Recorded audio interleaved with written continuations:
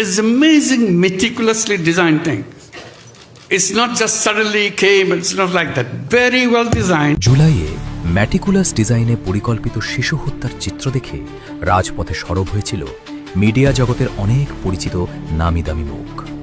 জনপ্রিয় ছোট পর্দার অভিনেতা মোশাররফ করিম, সঙ্গীতশিল্পী পার্থ বড়ুয়া, বড় পর্দার অভিনেতা সিয়াম আহমেদ, অভিনেত্রী বাঁধন, স্পর্শিয়া, মিথিলা সহ মিডিয়া পাড়ার পরিচিত মুখরা সেদিন রাজপথে নেমে এসে শিশু হত্যার বিচার চেয়েছিল।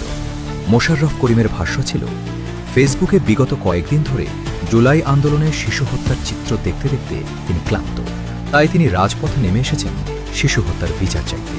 অথচ বাংলাদেশে বিগত ৩ মাস যাবৎ ধরে শিশুদের হামের টিকার অভাবে বহু শিশুর মৃত্যু একটি গুরুতর বিষয় হয়ে দাঁড়িয়েছে।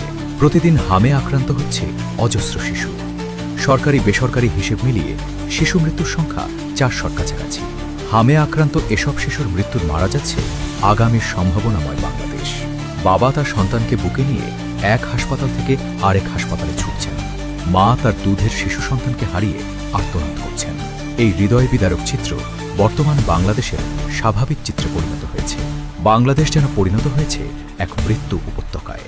অথচ এই শিশুদের মৃত্যু নিয়ে নীরব মিডিয়া পাড়ার সেসব পরিচিত মুখ, যারা জুলাইয়ে সরব ছিল।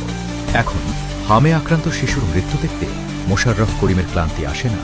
অর্চিতা স্পর্শিয়ারা এই শিশু মৃত্যু উপত্যকায় এখন সন্তান জন্ম দিতে চান।